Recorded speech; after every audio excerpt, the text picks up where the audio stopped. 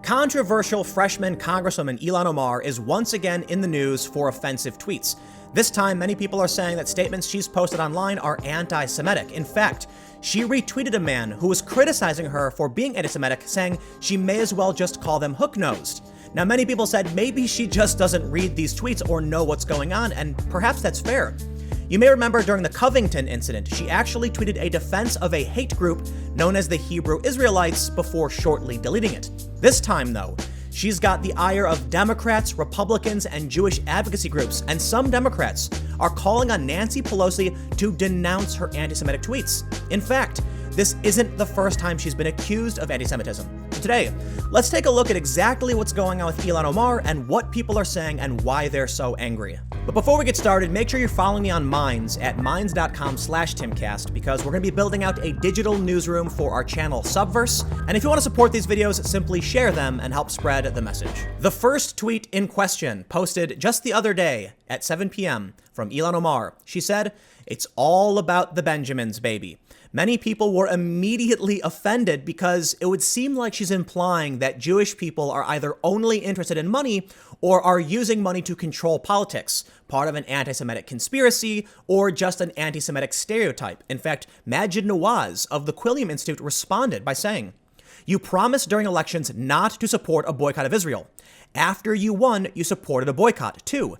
You said Israel has hypnotized the world and later apologized. Now you've casually done it again with this tweet. I don't know. Maybe you're just a raving anti-Semite." Donna E. Shalala, a Democrat from Florida, tweeted, "There is no place in our country for anti-Semitic comments. I condemn them, whatever the source. To suggest members of Congress are bought off to support Israel is offensive and wrong." The comment was highlighted in a story by the Washington Post where they say, Jewish House Democrats urge Pelosi to denounce Ilhan Omar for hateful tropes in tweets. Two Jewish House Democrats, alarmed by what they view as anti-Semitic comments from new Muslim colleagues, are urging Speaker Nancy Pelosi and her top lieutenants to denounce the divisive rhetoric and take action to stop it. Reps Josh Gottheimer of New Jersey and Elaine Luria of Virginia are gathering signatures on a letter asking Pelosi, House Majority Leader Steny H. Hoyer, and other senior Democrats to confront freshman reps Ilhan Omar of Minnesota and Rashida Tlaib of Michigan by reiterating our rejection of anti-Semitism and our continued support for the state of Israel.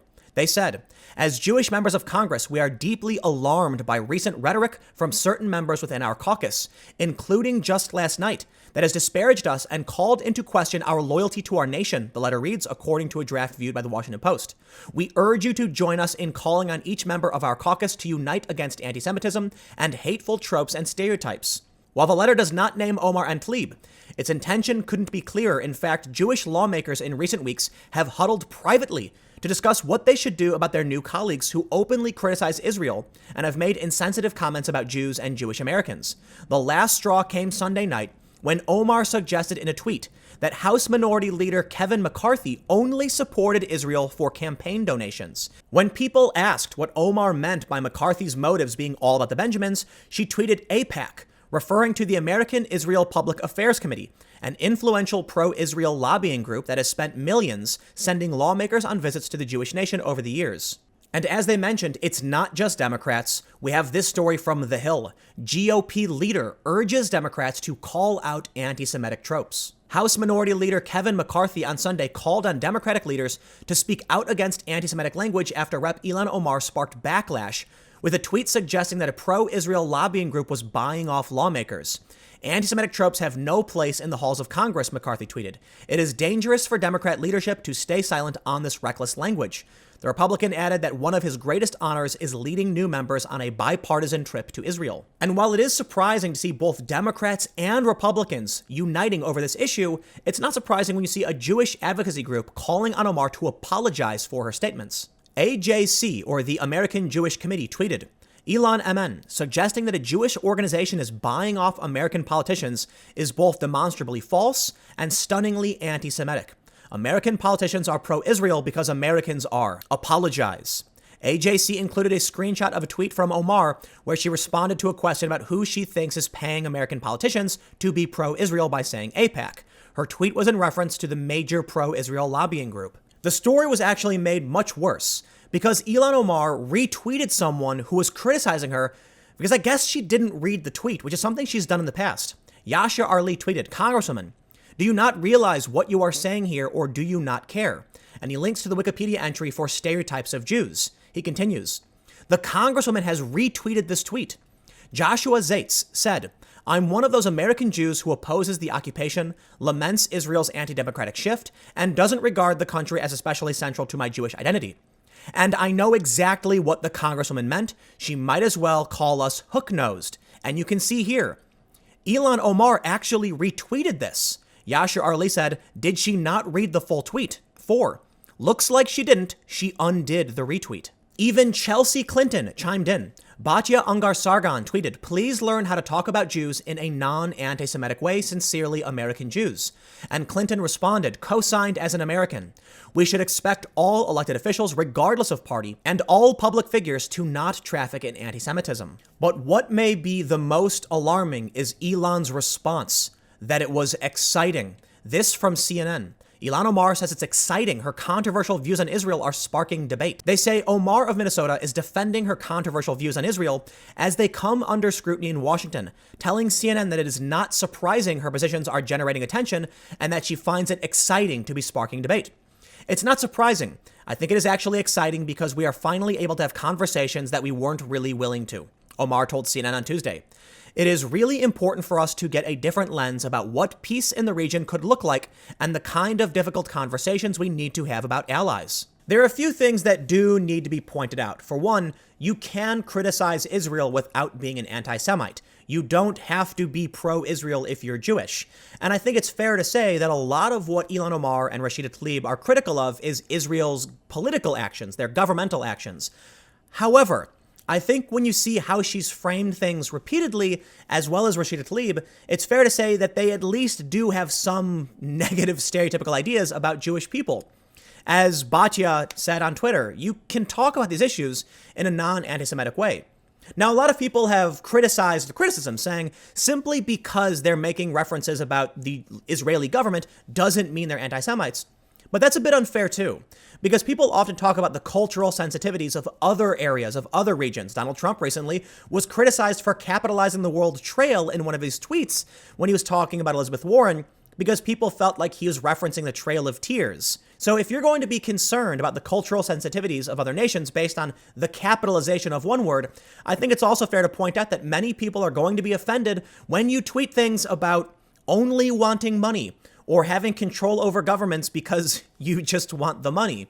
Or in the instance of Rashida Tlaib, who insinuated, in a sense, that Jewish people have dual loyalties. This is part of an anti-Semitic conspiracy theory that Jewish people care more about Israel than the country they're actually from. We can see in this story from Haaretz, U.S. Jewish groups strike back at Rashida Tlaib, tell us more about dual loyalty.